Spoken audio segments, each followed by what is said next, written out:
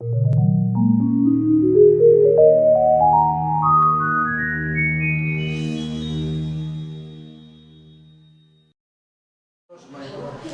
gracias por venir de nuevo a esta nueva sesión de controversias y actualizaciones en medicina. En primer lugar, pues acordarnos de Cristina Pérez Melón, que es quien iba a encargarse de la charla de hoy y no puede venir por una enfermedad seria de un familiar, y bueno, acordamos muchísimo de Cristina. Y dar las gracias a Quique, Novoa y María Borrajo, que bueno, van a encargarse de un poco de la ponencia que pensaba dar Cristina, ¿no? Bueno, y también a Pilar, que creo que se ha encargado de gestionar este tipo de cosas. A ver, por mi parte nada más, nos pareció un poco a los que formamos el grupillo que organizamos las controversias, que la insuficiencia renal crónica era un tema muy relevante y de interés, ¿no? Yo siempre recuerdo cuando Chucky Otero, y hace muchos años, que no está aquí tampoco porque está en Madrid, creo, y no ha podido venir, ¿no?, el jefe de nefrología, pues sacaba aquel iceberg, que siempre sacaba un iceberg con la insuficiencia renal crónica como solo un pedacito, que luego había muchísimo debajo. Yo la verdad es que no le creía, demasiado. Pero bueno, pero la realidad es que cada día lo vemos más, ¿no? Cada día todos sabemos que una inmensa mayoría de nuestros, no una inmensa, pero un importante número de nuestros pacientes, tanto en primaria como en interna, como en especialidades, yo creo que en todas las especialidades, pues tienen insuficiencia renal crónica. Y que esto es relevante para muchísimas actuaciones, para muchísimas cosas y para nuestra actividad asistencial cotidiana. Por eso creo que creo que sea una buena idea tratar este tema. Y por mi parte nada más, empiezas tú, Quique, ¿no? Sí. Pues muchas gracias a los dos por esto, ¿no? Vale. Buenas tardes a todos. Yo soy Enrique Nova, me conocen como Quique. Voy a desarrollar la primera parte de la sesión y vamos a intentar, tanto yo como mi compañera María, hacerlo lo mejor posible, a pesar de que no fue una sesión que hicimos nosotros, sino en recuerdo a Cristina Pérez, pues intentar hacerlo lo mejor posible. Bueno, estos son los puntos a desarrollar. Yo voy a hablar de los dos primeros puntos, que es el cribado y la remisión a nefrología. También voy a desarrollar el segundo punto, que es la hipertensión en el paciente con enfermedad renal crónica, viendo tanto el tratamiento dietético como el adecuado manejo de volumen, como la utilización de IECAS y ARA2 y el uso de diuréticos. Y luego el tercer y cuarto punto lo va a desarrollar mi compañera María, que es la insuficiencia cardíaca congestiva en enfermedad renal crónica, sobre todo hablando un poco de biomarcadores y de tratamiento médico, y también de acidosis metabólica en el paciente con enfermedad renal crónica, y terminaremos con las conclusiones.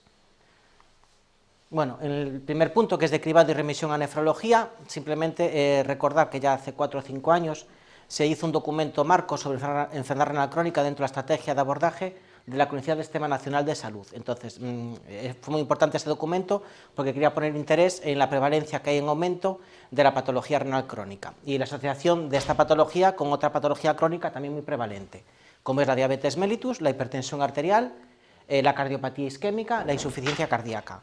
Luego, recordando lo que había dicho el doctor Jiménez, ya el estudio EPIRCE, que es el primer estudio epidemiológico de la insuficiencia renal crónica en España, pues sí que se ha descubierto que había un 10% de la población adulta que sufre insuficiencia renal crónica. En la punta del iceberg esta, que realmente conocíamos una pequeñita parte, cuando el mayor porcentaje pues estaba infradiagnosticada. Y bueno, y como toda patología crónica, tiene un elevado coste económico. Bueno, dentro de las estrategias para mejorar la evolución y el pronóstico de la enfermedad renal crónica era muy importante la detección precoz y la clasificación del daño renal, luego el diagnóstico, el tratamiento y los criterios de interconsulta y derivación a la nefrología y el control de la progresión y de las complicaciones. Dentro de la detección precoz y la clasificación, la parte más importante de detectar una enfermedad renal crónica es la detección precoz para, ya una vez conocido la patología, pues intentar optimizar el tratamiento.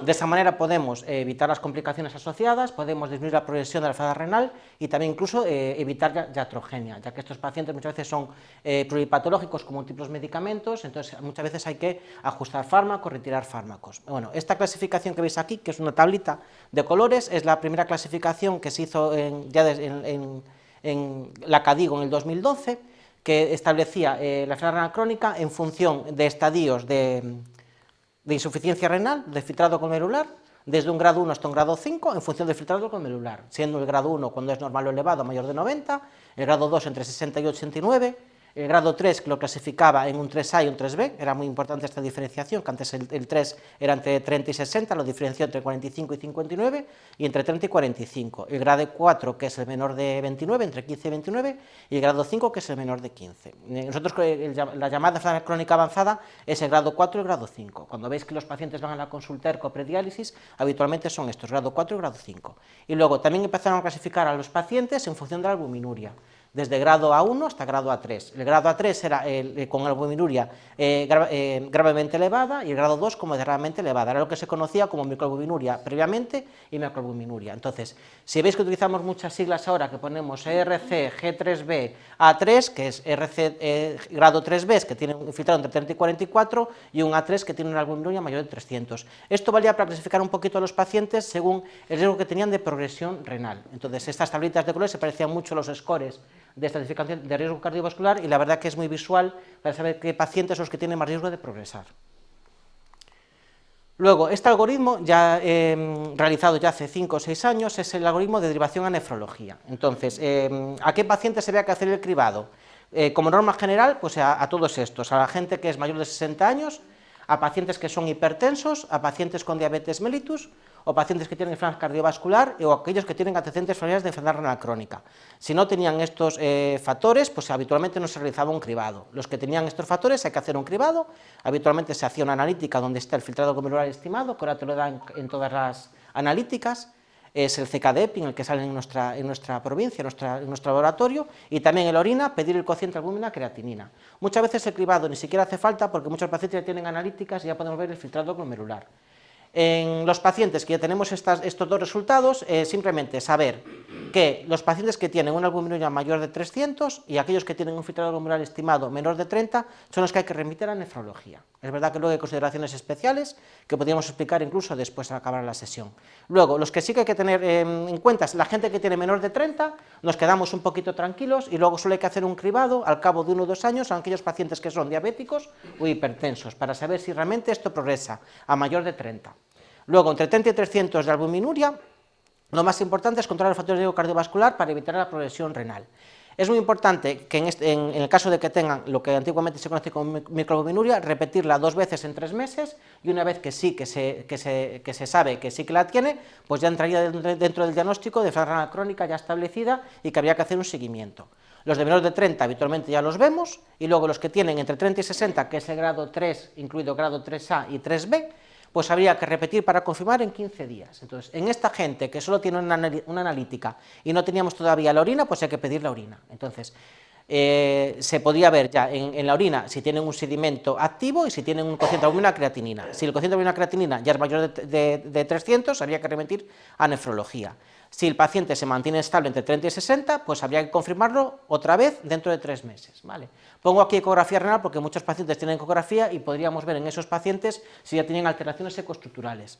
Luego, en los pacientes que tenemos con entre 30 y 300 y filtrados entre 30 y 60, sí que teníamos que estar pendientes y hacer analíticas cada 6 meses o cada año y luego ver si en estos pacientes se desarrolla en los controles siguientes una hematuria neurológica o la albuminuria mayor de 300, o si de repente hay una progresión muy rápida de la insuficiencia renal con disminución del filtrado glomerular mayor de 25%, o bien que progrese la proteinuria, o que de repente aparece una hipertensión refractaria al tratamiento, o una anemia renal. Entonces, en estos casos donde hay complicaciones, y después de haber descartado pues, causas de agudización de función renal, como pueden ser nefrotóxicos, hipovolemia, anemización, pues hay que remitirlo a nefrología.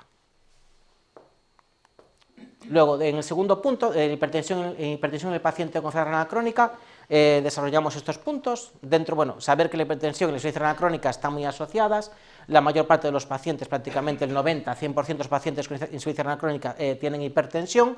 Y los objetivos, aquí es muy importante porque lo que antiguamente intentábamos, que era bajar la tensión lo máximo que podíamos, pues se ha visto que aunque queramos bajar la tensión por debajo de 130-80, no retardamos la progresión de insuficiencia renal crónica, sino que muchas veces incluso agudizamos la progresión. Lo que sí que podemos conseguir en muchos pacientes nuestros que son de alto riesgo cardiovascular es intentar bajarla cuando lo pueden tolerar para disminuir los eventos cardiovasculares. Es más, con el fin de conseguir disminuir la morbimortalidad cardiovascular y hacer un poquito de prevención secundaria. Luego, en todos los centros de primaria que dispongamos de holter de tensión arterial es muy importante colocarlo, porque ya sabemos que la ausencia de disminución nocturna de la presión arterial, o sea, aquellos pacientes que son hipertensos, no DIPER o Reiser, pues tienen un aumento de mortalidad comparados con los DIPER. Entonces, si podemos hacer un poquito de cronoterapia, intentamos, aunque sea, conseguir que no sean no DIPER, o por lo menos intentar que los Reiser sean no DIPER, los no DIPER, DIPER. Estos son mecanismos fisiopatológicos que explican la relación entre el daño renal y la hipertensión arterial. Es así por encima simplemente que la elevación de la presión arterial sistémica conlleva, cuando hay un fracaso de los mecanismos de autorregulación, una elevación de la presión intraglomerular. Dicha elevación de presión intraglomerular conlleva una mayor proteinuria, que a su mismo también se produce por el daño glomerular que produce la hipertrofia glomerular debido a activación de factores de crecimiento. La proteinuria por sí misma produce daño tubular y tanto el daño tubular como el daño glomerular produce reducción del número de nefrones funcionantes y mayor reducción del filtrado glomerular. Entonces esto todo es un círculo vicioso, como podéis ver. Dentro de la hipertensión y la insuficiencia renal crónica, el primer punto, que es reducción de la ingesta de sal, aunque es bastante evidente, es importante recalcarlo, porque realmente es muy difícil de conseguir. Otro punto que también es difícil de conseguir, pero también es muy importante, es intentar conseguir la euvolemia en nuestros pacientes con el uso adecuado de diuréticos, el grado de función renal y la combinación de fármacos para poder controlar la hipertensión arterial. Bueno, aquí pongo simplemente es la gráfica de las últimas guías de hipertensión europeas, donde también clasificaba a los pacientes según el grado de presión arterial y según los factores de riesgo cardiovascular que tengan, si son de muy alto riesgo, moderado riesgo. El paciente que ya era un estadio 4 ya era de muy alto riesgo, incluso en aquellas tensiones que eran presión arteriales normal altas, que eran de 130 a 139 y 85 a 89. Y luego aquellos que eran grado 3, aunque aquí no se ve, ya era de alto riesgo, incluso con hipertensiones grado 1. ¿Vale? Entonces, cualquier paciente que tiene un grado 3 o un grado 4 son pacientes de alto riesgo o de muy alto riesgo. Bueno, dentro de la reducción de la ingesta de sal, simplemente recordar que la insuficiencia renal crónica tiene mayor sensibilidad a la sal, ya que hay una mayor dificultad en su excreción renal. Otros beneficios de la dieta baja en sal es que modifica la progresión de la enfermedad renal crónica, reduce la proteinuria, y mejora la respuesta de los SIECA y de los ARA2.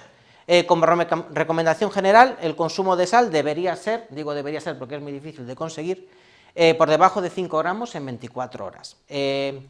Aquí ponemos una fórmula que nosotros ponemos en la consulta ERCA en aquellos pacientes que están euvolémicos y controlados, podemos calcular más o menos la ingesta de sodio que tienen al día, calculando una orina de 24 horas, que lo utilizamos muchas veces para calcular proteinuria y otras determinaciones, calculando viendo los equivalentes de sodio urinario, y con esta fórmula multiplicado por 0,058 nos da más o menos los gramos de sal que consume. Simplemente recordaros que para que tengan un consumo menor de 5 gramos de sal, los microeventos de sodio en orina debían ser por debajo de 90. ¿Vale? Bueno, esto es un dibujo donde hablaban los efectos perjudiciales de la sal sobre el tejido renal. Simplemente recordar que la sal hace daño, no solo porque no solo porque aumenta la tensión arterial, sino porque a nivel del tejido renal hay un incremento de la fibrosis y de la apoptosis, hay un incremento de la inflamación, hay cambios a nivel de la perfusión de los capilares y también un daño endotelial. Dentro de la dieta sin sal, recordad que el 75% de la sal que consumimos proviene de productos elaborados. Entonces es muy importante, si podemos, saber el contenido de sodio en los alimentos. Y luego, simplemente así como ejemplo, la ración recomendada diaria de pan ya tiene el 50% de la cantidad de sal recomendada. Por eso tenemos que decir a los pacientes que la dieta lo hagan lo mejor posible. Sé que es muy difícil para ellos porque están acostumbrados a tener siempre la dieta de toda la vida, pero bueno, habría que recordárselo. Y luego, bueno, no sazonar los alimentos, evitar aquellos que contienen sal en exceso, como son enlatados, embutidos, vísceras, pescados secos, salazones, quesos, sopas prefabricadas, lo de siempre, pero que bueno, siempre habría que recordarlo. Luego, también para conseguir un buen manejo de la tensión arterial es muy importante intentar conseguir la euvolemia, ya que la retención de fluidos es uno de los principales factores de desarrollo de la hipertensión arterial, y no solo de desarrollo, sino también de mantenimiento. Entonces, en este trabajo que se publicó hace poco, utilizando la BCM, que es un sistema de medir la composición corporal, nosotros lo utilizamos mucho para ver el grado de sobrehidratación de los pacientes, pues se ha visto que los pacientes ya en estadio 3 tenían un 12,6% de los pacientes estaban sobrehidratados, y ya en estadio 4 y en estadio 5 pues había un 36,3% y un mayor del 50% de pacientes sobrehidratados. Esto es muy importante conocerlo porque muchos de estos pacientes clínicamente o la exploración física no había tantos edemas como podía parecer cuando hicimos la determinación de la medida de la composición corporal. Luego, para conseguir la eubulemia, pues la importancia, aparte de la dieta sin sal, del uso de diuréticos. Recordar que las tiacidas no son efectivas por debajo de filtrados glomerulares menor de 30, por eso en el caso de que tengamos a gente que queremos conseguir diuresis con tiacidas, pues es importante pues eso, el cambio de diurético o intensificar el tratamiento diurético asociando otro fármaco.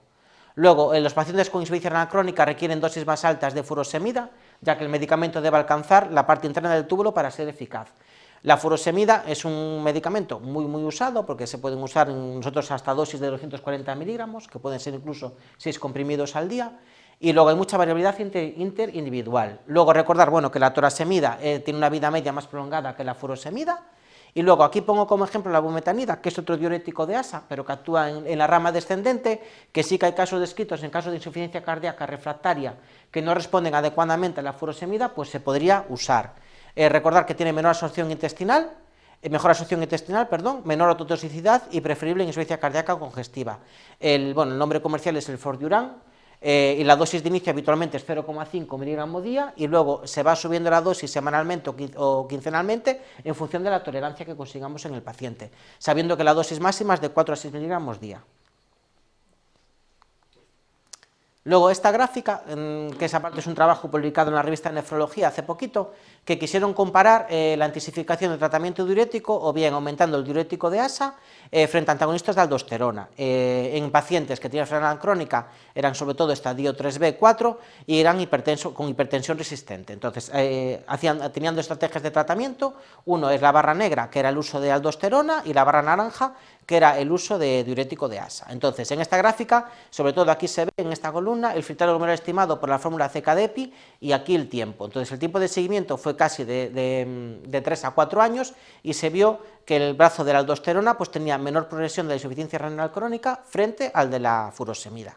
Y luego aquí se puede ver que el brazo de la aldosterona, que es la línea negra, tenía un mejor control de la presión arterial sistólica frente al tratamiento diurético de ASA. Nada, esto simplemente recordar que aunque tengamos pacientes de enfermedad crónica estadio 3B o incluso algunos con estadio 4, pues se podría intensificar el tratamiento diurético con espironolactona, porque tiene mucho mejor protección renal, tanto mejor manejo de la tensión arterial como menor progresión de la enfermedad renal. Y bueno, tanto la aldosterona como los inhibidores del sistema renina-angiotensina-aldosterona, pues aparte de tener un buen control de tensión arterial y también valer para el control de la albuminuria, pues el bloqueo de la aldosterona favorece otras cosas a nivel renal, por eso se considera que tiene un efecto nefroprotector, ya que disminuye la glomerulosclerosis, disminuye el estrés oxidativo, disminuye la fibrosis tubulointersticial y el daño podoicitario. Luego, también este trabajo recientemente publicado en el 2020, querían ver cuál era el efecto negativo del bloqueo del sistema renina-angiotensina-aldosterona sobre la progresión renal en la enfermedad crónica avanzada. Aquí ya eran en pacientes con estadio 4, incluso estadio 5. Entonces, de todos los pacientes, pues había pacientes que usaban IECAS de diferente clase o ARA2. Entonces, intentaron ver que las dosis, aquí la dosis, lo que pone DEN, significa dosis equivalente normalizada a peso corporal de IECAS o ARA2. Entonces se vio que dosis elevadas de ambos medicamentos se asocian a un deterioro más rápido de la función renal, pero que perdían significación estadística ajustada a otras variables de confusión. Sin embargo, el doble bloqueo sí que se asocia de forma independiente con un deterioro más acelerado de la función renal que no puede justificarse por unas dosis más elevadas. Esto lo que quería decir es que si vemos a pacientes que tienen IECAS y ARA2 asociados, pues no, habría que retirar ya por lo menos uno. Está completamente contraindicado usar dos. Antiguamente sí que usaban dos como efecto antiproteinúrico. Entonces mucha gente, si ves que tienen un IECA asociado con un ARA2, posiblemente hace 10 años pues se ponían para intentar mayor proteinuria. Ahora se ha visto que lo que conseguimos es una progresión renal más rápido. Entonces es preferible que si tiene dos medicamentos, suspender uno de ellos, o bien el IECA y el ARA2, y estar solo con uno. Y de ese uno, pues intentar ajustar la dosis en función de lo que queremos conseguir, si mejor control de presión arterial o mejor control de la proteinuria, pero solo con un medicamento. Bueno, dentro del uso de IECA y ARA2, pues hay que tener mucho cuidado con la hiperpotasemia. Entonces, aquellos pacientes que tienen riesgo de tener hiperpotasemia, pues son aquellos que tienen un filtrado glomerular menor de 45, o sea, los estadios 3B, aquellos que tienen un potasio basal ya de 4,5 a tratamiento con diuréticos, y aquellos que usan dosis máxima de IECAS y de ARA2. Y luego, bueno, saber que con el uso de IECAS y ARA2 sí que podemos ver habitualmente una reducción de la función renal, pero suele alcanzar una meseta los 2 primeros meses y luego ya se normaliza o se estabiliza. Si vemos que la creatinina sérica aumenta muy rápido, más de un 30%, o bien sigue aumentando tras 3 meses de inicio, hay que sospechar pues, otras causas. Bien una estenosis de la arteria renal, bien pues, causas hipovolémicas o otras causas. Muchas veces incluso asociación con otros medicamentos que alteran la hemodinámica renal. Uso de IECAS con antiinflamatorios sobre todo. Y ya está. Ahora María Borrajo a desarrollar el tercer punto y el cuarto punto. Bueno, voy a hablar de la insuficiencia cardíaca, evidentemente, en pacientes con insuficiencia renal. Brevemente decir que es bien conocido que existe una interrelación entre la insuficiencia cardíaca y la insuficiencia renal, es una relación bidireccional y ya en el 2008 se definió el llamado síndrome cardiorrenal. Es decir, son pacientes en los que el daño se origina bien en un órgano, en el riñón o el corazón y secundariamente va a provocar daño en el otro. Hay 5 estadios según sea el inicio agudo o crónico, ¿vale? Y según lo empiece el riñón o el corazón. El más frecuente que vemos nosotros en los pacientes con insuficiencia renal es el tipo 4. Son pacientes que tienen una insuficiencia renal crónica ya establecida y que secundariamente van a desarrollar deterioro a nivel cardíaco. Es decir, que habría un quinto punto donde el daño es en ambos órganos a la vez y es por causa externa, como por ejemplo en pacientes sépticos o en una situación de amiloidosis donde se acaba produciendo daño en ambos órganos. ¿Por qué la interrelación? Bueno, conocéis tanto como yo que a medida que progresa el deterioro de la función del riñón, el riñón es un órgano que maneja natriuresis y volumen, el deterioro progresivo de esto conlleva mal manejo del mismo, estimulación del sistema renina-angiotensina-aldosterona, de hecho por eso estamos bloqueando siempre ese eje con espironolactona, con IECAS y ARA2, y esto conlleva a la larga con un deterioro progresivo de la función cardíaca.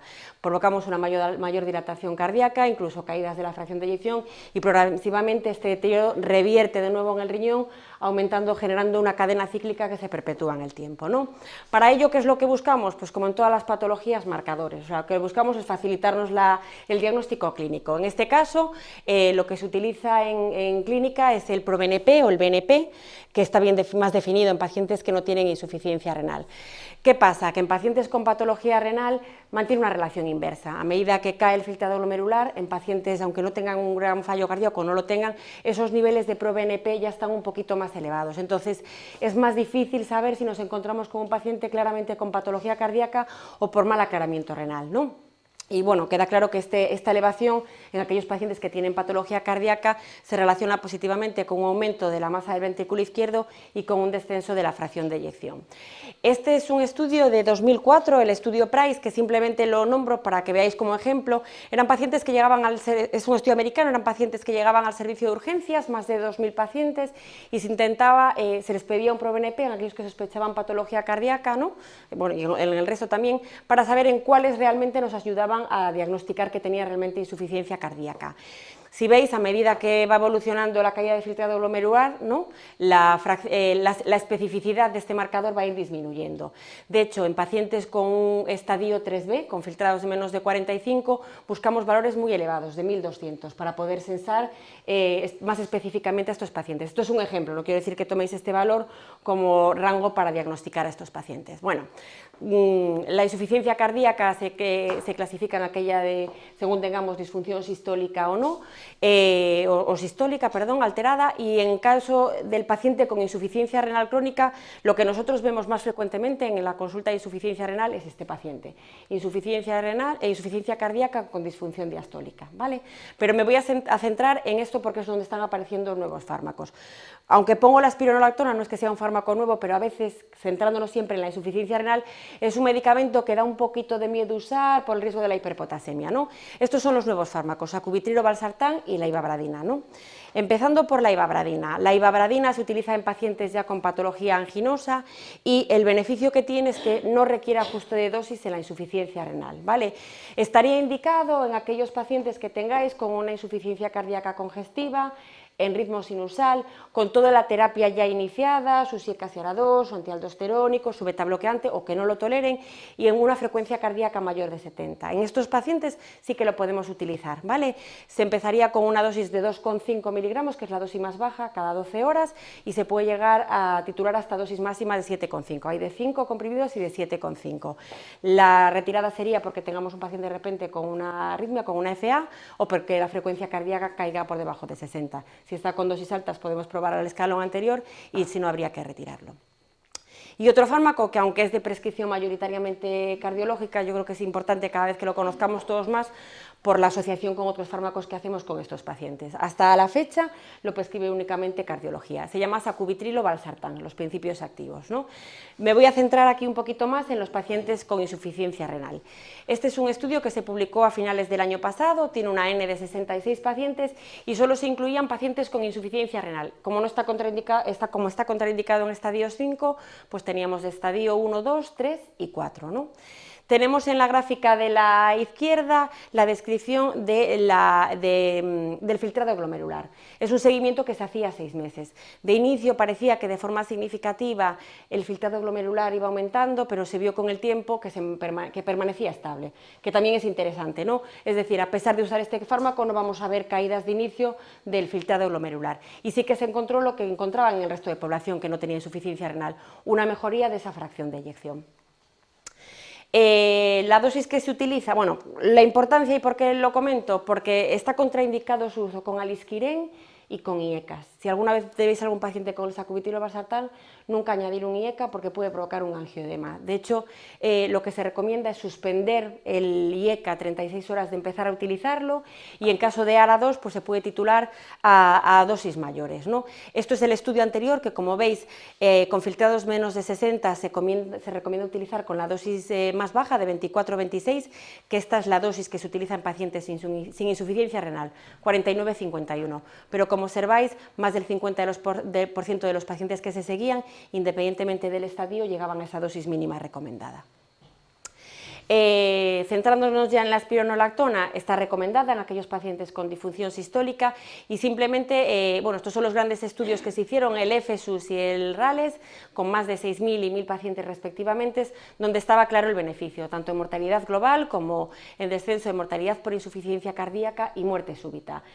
El riesgo, los efectos secundarios, que es el miedo que da un poco a utilizarlo. La espironolactona, el mayor riesgo es de ginecomastia y mastodinia, pero el que más nos preocupa casi siempre es la hiperpotasemia, que se ve más frecuentemente con la eplerenona, que es el fármaco que toleran muchas veces los pacientes, porque aunque hay pocos casos, sí que hay casos de ginecomastia y de mastodinia en pacientes que vemos en la consulta de insuficiencia renal.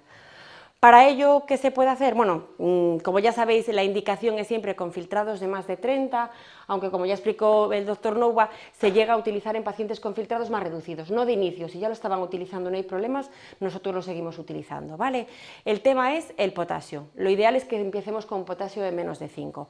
En caso de que esté elevado, hasta la fecha teníamos las resinas clásicas, el sorbisterit y el resin calcio, que muchos pacientes conocéis que es muy mal tolerada, por problema digestivo, la gente tiene muy mala adherencia, lo retira y conlleva que nos veamos abocados a retirar los IECAS, los ARA2 y los antialdosterónicos. Y aparte está contraindicado en pacientes con enfermedad inflamatoria intestinal, ¿vale? En estos pacientes entonces utilizamos dos nuevos fármacos que acaban de aparecer en el mercado. Hasta la fecha de entrada es de restricción de uso hospitalario, la prescripción, nefrología y cardiología. Yo imagino que con el tiempo se podrá prescribir, pero por el precio que tiene actual en primaria. El patiromero, que el nombre comercial es Veltasa, para cuando lo empecéis a ver que os suene, y el otro fármaco, que estos son eliminación a nivel intestinal, que se va a llamar Lovinec, que está en negociación y pendiente de ser aprobado.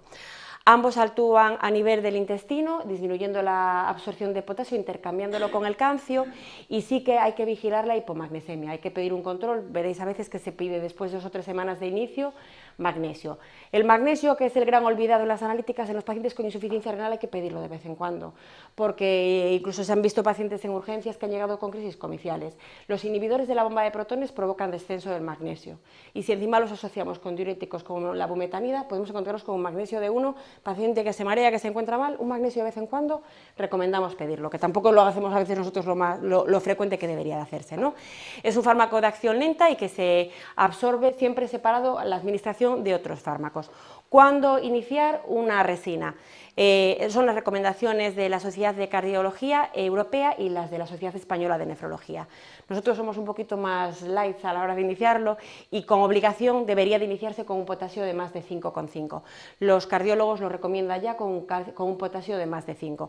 Nosotros con 5,5 insistimos que se debería hacer en las medidas dietéticas. Lo ideal es evitar sobremedicar a los pacientes que al final no se acaban tomando nada. Entonces, si controlamos con la dieta y nos evitamos estos quelantes de potasio, sería lo que deberíamos de hacer de inicio.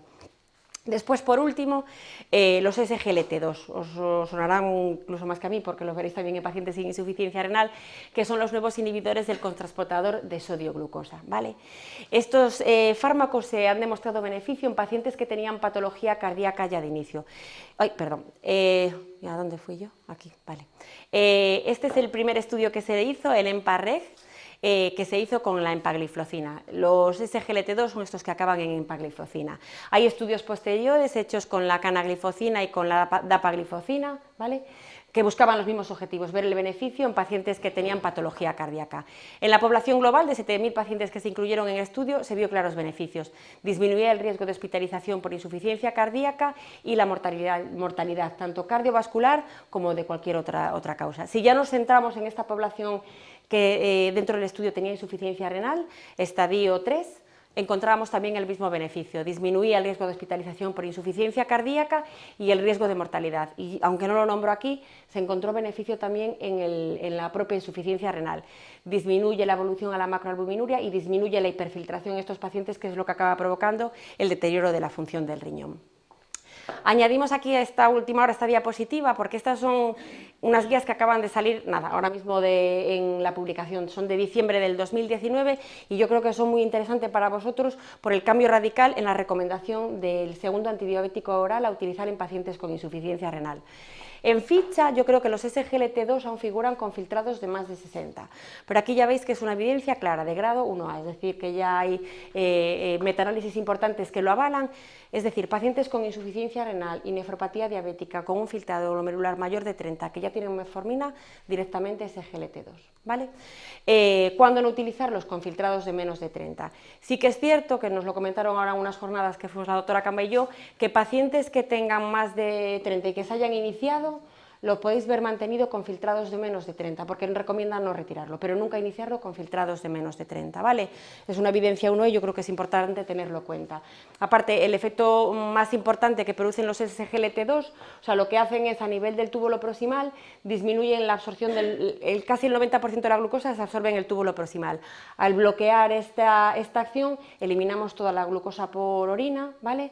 Entonces, el riesgo que hay es que provocamos una diuresis osmótica y tienen más riesgo, por lo tanto, de cetoacidosis. Pero nuestros pacientes, como suelen estar ya en estadios un poquito más sobrecargados, es más difícil que tengamos esta cetoacidosis. Sí que hay que vigilarlo y el efecto secundario que está descrito son infecciones urinarias e infecciones genitales más frecuentes en mujeres por ese exceso de glucosa en la orina.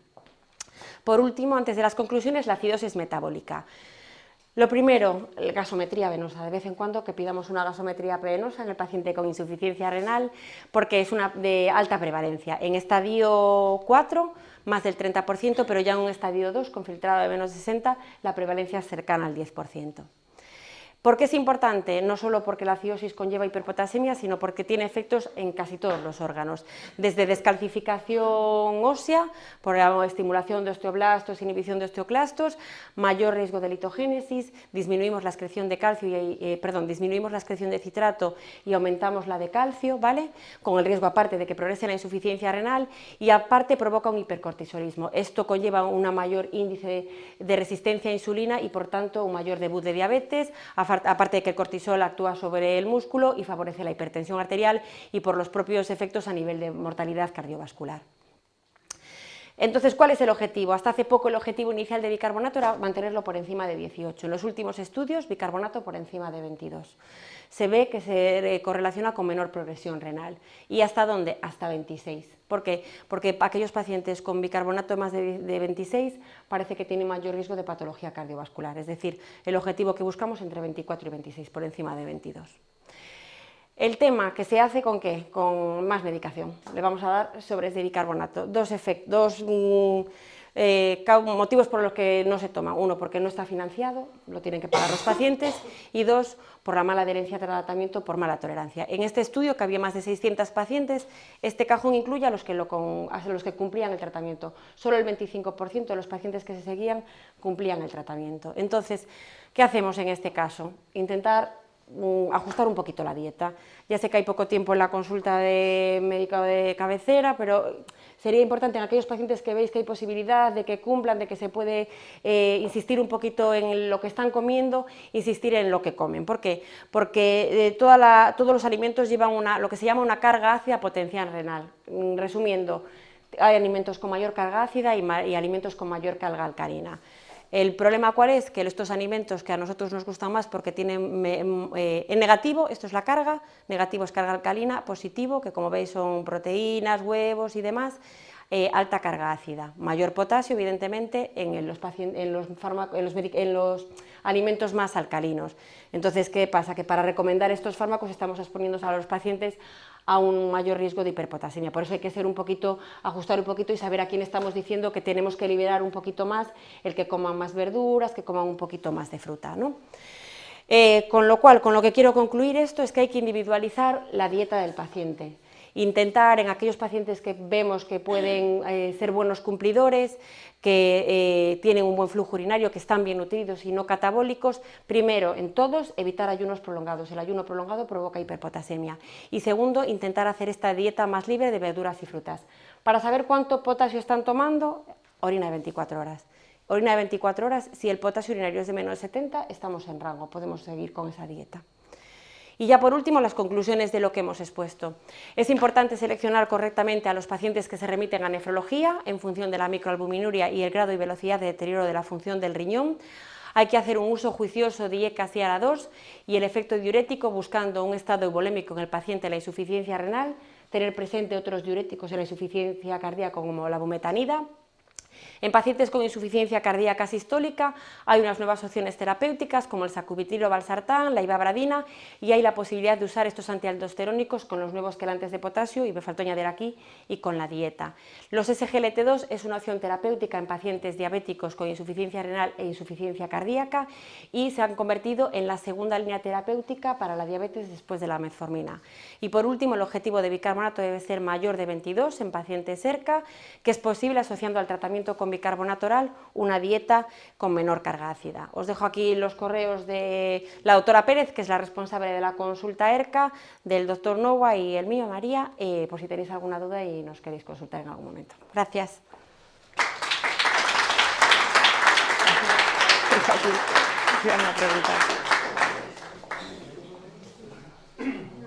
Muchas gracias, un repasazo. Yo creo que nos ha venido bien a todos. ¿Preguntas? No. Seguro que hay muchas, ¿no? O no. No, la doctora Pérez hizo una revisión bibliográfica. Muy buena, sí. No, porque había trabajos recientemente publicados que hasta nos hizo María a mí. Sí, revisar porque no es lo que llevamos. No los había habido. Sí. Muy reciente. Sí. Empezaría yo a ver, os llegan los 4, os llegan los 5, algunos 3B, algunos 3A, pero muchos 3A y muchos 3B, están en primaria, van de urgencias, de tal.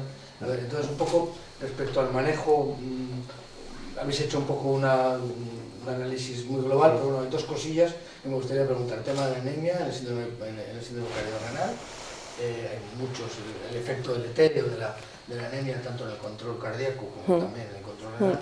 Y alguna pincelada sobre, bueno, algo que nos olvidamos habitualmente, porque como es tanto el mogollón, sobre todo los temas relacionados con calcio, vitamina D, etcétera, en ese subgrupo de pacientes que son los que creo que primaria y también interna vemos con mucha frecuencia, 3A, 3B, con insuficiencia cardíaca, con diabetes, etcétera. Empezamos por anemia. Vale. O Bueno, en relación a la anemia del paciente con insuficiencia renal, sí que lo primero, que es lo que nos ocurre muchas veces, nos derivan a pacientes con anemia, como tienen algo de insuficiencia renal, ya se relaciona claramente con la insuficiencia renal. Es importante en todo paciente brevemente antes, descartar cualquier otra causa.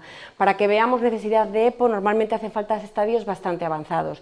Es importante eso, hacer un buen diagnóstico diferencial con cualquier otra causa de patología que justifique esa anemia, y en caso de aquellos pacientes que lo necesiten, no se condiciona solo por un filtrado en estadio 4 o 5. Pacientes sintomáticos con patología cardíaca y jóvenes, los niveles que buscamos a lo mejor de hemoglobina, si están sintomáticos con hemoglobinas cercanas a 11, pues igual en un chico de 30 y pico años hay que buscar unos niveles mayores de hemoglobina. Y es importante, antes de tratar con agentes eritropoyéticos, el reponer con hierro a estos pacientes. Entonces, antes de derivarlos, de intentar descartar que no haya ninguna otra causa que justifique, porque sobre todo a veces cuando llegan con unas anemias muy marcadas, que somos nosotros a lo mejor los que los acabamos mandando al hematólogo porque hay otra causa que justifica esa anemia en ese paciente. ¿Vale?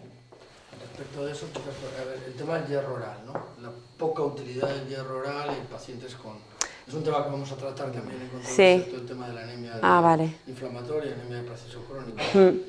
La escasa utilidad del hierro oral y en cambio la utilidad potencial del hierro intravenoso. Sí, aparte tenemos ahora, bueno, tenemos, bueno, nosotros gracias a la unidad de medicina interna de hospitalización para administración de fármacos, nosotros, bueno, si en primaria se administra ahora ya el hierro por los riesgos que tienen. Algunos centros yo sí que me suena que alguna vez lo han administrado, hablando personalmente con el médico, lo asumen y no hay problemas. Pero si no, sí que nosotros, gracias a medicina interna, se administra hierro intravenoso sin que el paciente tenga que ingresar ni acudir a urgencias, programado y sin esperar. Tienes la comodidad de saber que lo van a absorber todo. Sí, y luego y que se toma, claro. Las nuevas fórmulas, que a lo mejor con una inyección cada 6 meses... Es suficiente. Y es un fármaco menos a tomar. Y te evitas un fármaco menos. Porque muy pocos pacientes toleran aceptablemente bien el hierro oral.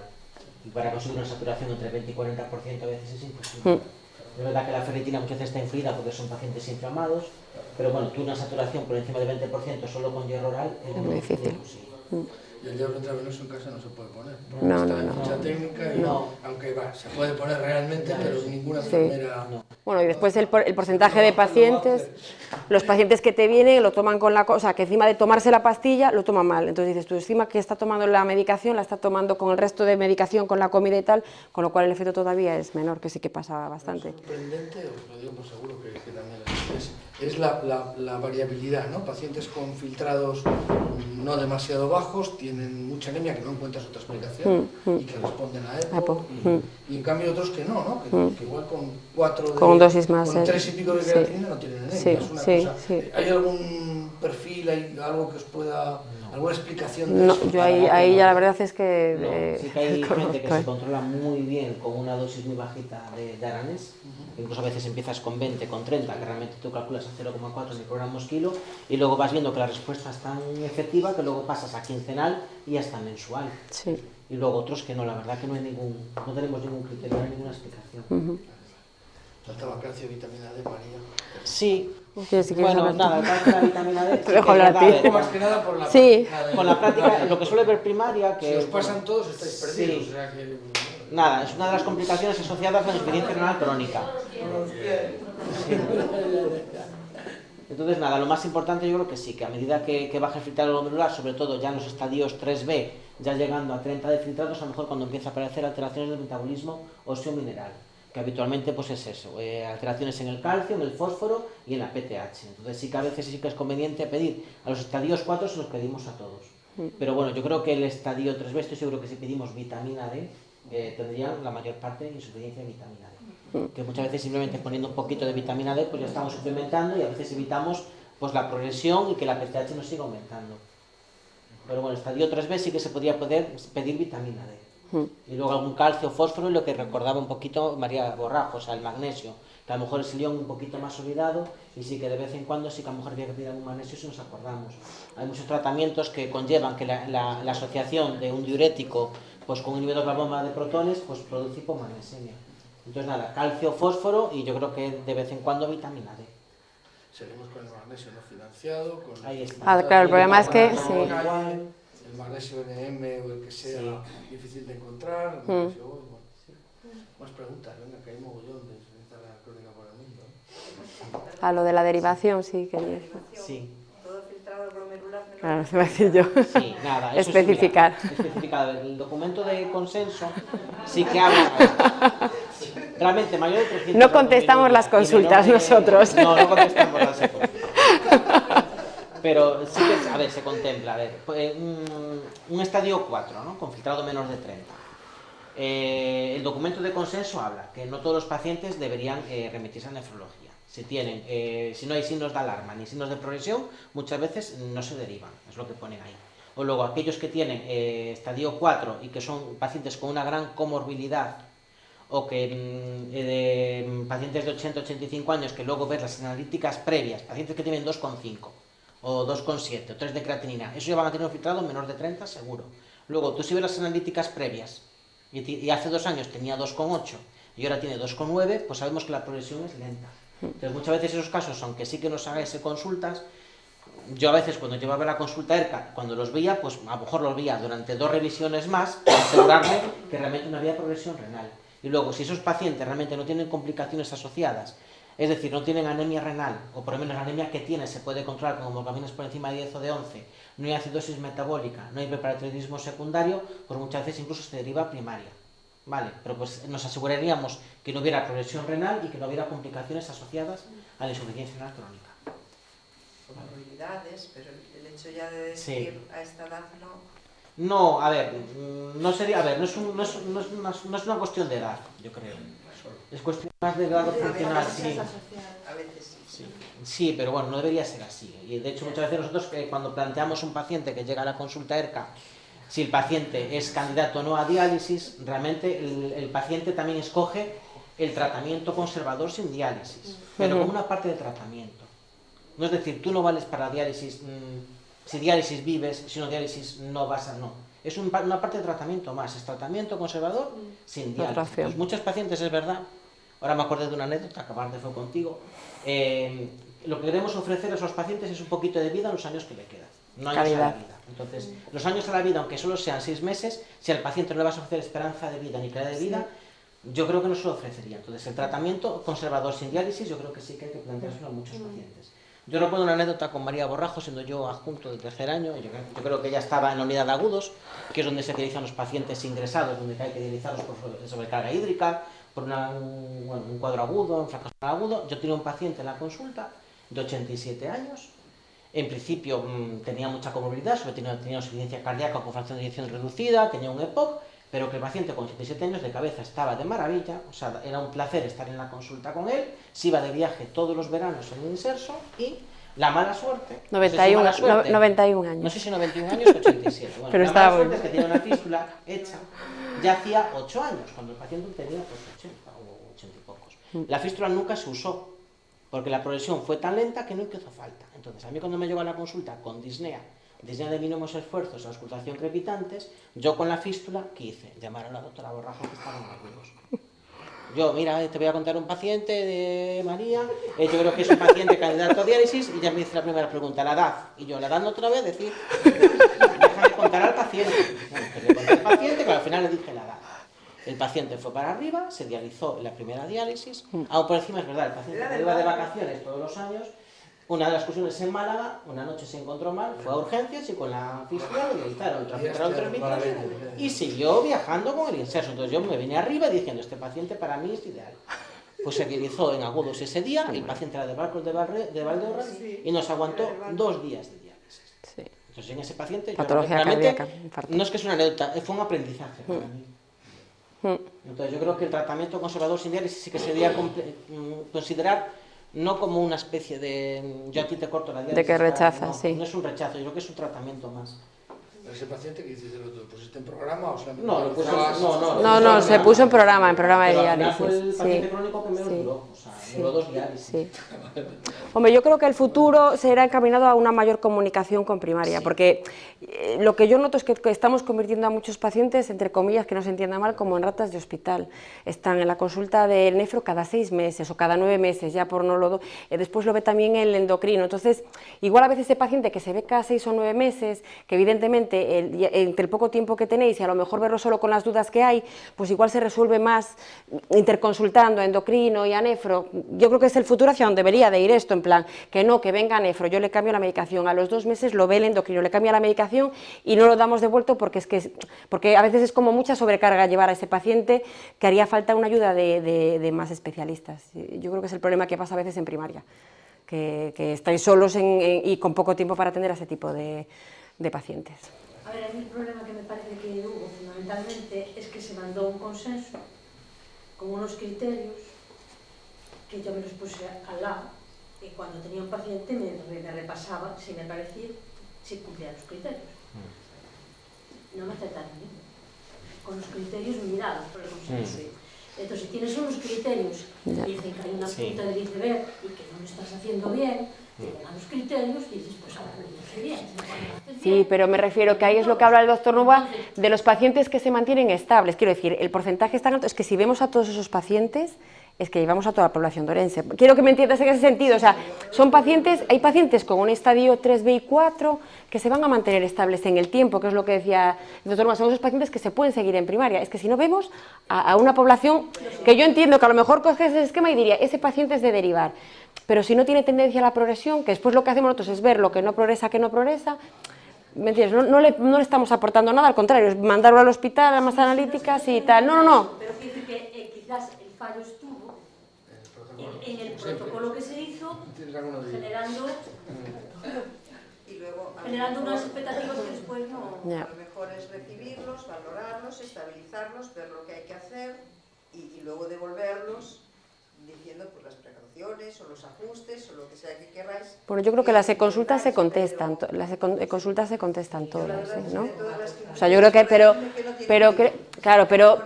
sea, quiero decir, están evaluadas y contestadas. Y con enlaces, ajustale los tratamientos en función de estos criterios y te mandan el enlace. Y ajustate a los criterios del consenso y te mandan el enlace. Y bueno, es decir... Pero de esos pacientes que después sigue, ¿qué porcentaje progresa la insuficiencia renal? Quiero decir, ¿cuántos se encuentra después que dices, lo tengo que mandar realmente a nefro porque sigue deteriorando? Igual se mantiene estable. Yo entiendo que a lo mejor les hace falta una ayuda en ese paciente, pero no para verlo, porque no le vamos a aportar nada en ese sentido a mayores, porque va a mantenerse estable. Le aportáis la visión general desde el punto de vista del especialista y el apoyo a nosotros, es decir, a partir de ahí síguelo tú, o no sé, a lo mejor yo no le pido una gasometría, ni un bicarbonato, ni una PTH, no sé, hay cosas que vosotros pedís y que yo en primaria no hago, entonces a lo mejor hacer un ajuste general, es decir, pues ahora que está aquí, está estabilizado, o vigílale esto, sí, hombre, se puede revisar, sí. Me comentas, pero claro, es que... Son pacientes complicadísimos. Son complicados. Todos son complicadísimos, sí. No solo con insuficiencia renal. Tienen 20 fármacos. La mayoría de esos fármacos van a estar implicados también en sus cifras de filtrado, etc. Mandamos, siguiendo como nuestra compañera, protocolo, no sé cuánto. La respuesta, que es única para todos, son 2 enlaces, ¿vale? Una página que revisa la medicación y otra para los criterios de derivación. Yo creo que podremos revisarlo para intentar contestar de otra manera. Y ya... Perdonar que tire piedras contra el propio tejado. Solo estoy yo de internista y Laura, una residente. Son enfermos pluripatológicos. No son enfermos renales, Son enfermos complejos. Yo lo sé, pero lo que tenemos, yo creo que lo que dice María es absolutamente cierto. Y creo que para esto están estas cosas, ¿no? Yo creo que, a ver, por un lado ellos nos han hecho un repaso, yo creo que muy válido de todo, y por otro lado han desmitificado. O sea, ¿qué es lo que pueden hacer ellos en su consulta de nefrología? A ver, los que no serán de diálisis, los que no sean de diálisis, pues pueden hacer un poco lo que nos han contado, y es lo que van a hacer. Entonces, no sé, a ver, luego están los temas de tiempo, luego están todos los temas de todo esto. Ya, pero quiero decir que tampoco, es un poco lo que decía Susi, no esperemos que los protocolos nos van a arreglar los pacientes pluripatológicos. Los pacientes pluripatológicos son pluripatológicos y los tenemos que manejar los que vemos integralmente a los pacientes. Ahora que estáis, por ejemplo, interna y nefro, yo tengo un problema con las hipertensiones refractarias al tratamiento. Nefro, yo siempre que he mandado hipertensión, nosotros y primaria no mandamos ni al segundo fármaco ni al Cuando mandamos esas hipertensiones refractarias al tratamiento con muchos fármacos, a mí siempre se me ha contestado, será citado por un mapa. Se le coloca el mapa, muy bien. Y a los 2 meses le dicen, sí, el mapa es así, porque sigue con hipertensión refractaria, volverá a ser citado. Yo tengo pacientes que se les ha puesto en un año 3 veces el mapa. La contestación, yo la última dije, sí, los mapas ya los veo, pero que el señor tiene, o sea, y entonces llega un momento, ¿qué hacemos con las hipertensiones refractarias al tratamiento? Ya no son de nefro, por ejemplo, en mi caso ya no son de nefro. porque muchas veces se acaban siendo de interna. Es verdad que son pluripatológicos, pero en el caso de la hipertensión refractaria, nefro casi nunca nos soluciona nada. Ya no puedo, decir. Pero los mapas también O sea, nosotros sí que tenemos la consulta específica de hipertensión, se ve hipertensión refractaria y se ve mucha hipertensión refractaria, vemos muchísima hipertensión refractaria. No sé si en concreto, no lo sé, si esos pacientes cómo era la mapa, si es que realmente daba la mapa alterada, o sea, entiendo que daba alterada, pero sí que el porcentaje que vemos de hipertensión refractaria es alto, ¿eh? Ahí ya no te puedo decir. Y que, ¿con cuántos fármacos? Y 3, que es lo que puede hacer nefrología, que no puede hacer. Esto es como la peli de Woody Allen, que es lo que puede, no sé, yo creo que hay cosas, hay hipertensiones refractarias que van a seguir siendo refractarias por mucho que les mandéis. Bueno, y patrones no de Yo hiperplasia. creo que se trata de ver qué haces, ¿no? Yo creo que es un conjunto de cosas, yo creo que estamos todos para ayudar, yo creo que de alguna forma, y estamos todos desbordados. primaria necesitamos el apoyo. No, sí. Es refractaria para ti, para mí, Ninguna para duda. mí. Pero Ya lo sabes. poco se puede hacer en un filtrado de 20, pero vale, pero el paciente tiene el apoyo con nosotros de que nefrología o tal nos ha dicho que poco más podemos hacer que Eso es pero eso es quizás la cohesión que necesitamos de que todos pongamos o sea, Sí. Y moviendo a los pacientes lo menos posible. Y llevándonos al médico lo menos posible, así también, que yo creo que hay que decirlo, ¿no? Yo creo que es un conjunto de problemas del paciente pluripatológico, que yo creo que el paciente renal crónico es un prototipo, ¿no? Yo creo que es pero bueno, perdona que me he metido. ¿Alguna cosa más? Oye, pues nada, muchísimas Yo quería preguntar, que a veces no es el mandarlos para que te lo quedes, sino el mandarlos para que Una recomendación. Una recomendación. que a veces Un refuerzo, si al está paciente le clarísimo. dices esto es lo que tal y no lo devolvéis, pero en esa entrevista de refuerzo nos ayuda mucho y nos da mucha confianza a nosotros, Totalmente. porque nosotros somos el primer nivel, el paciente sabe que hay otro nivel y la idea con la que se queda es estos no me quieren mandar desde sí. Eso es nuestro problema de todos los días. Y aunque sea de vuelta, ese flujo era bueno que fuera un poquito más... Bien dicho. Bueno, pues nada, muchas gracias por venir a todos, gracias Quique, gracias María por el atraso.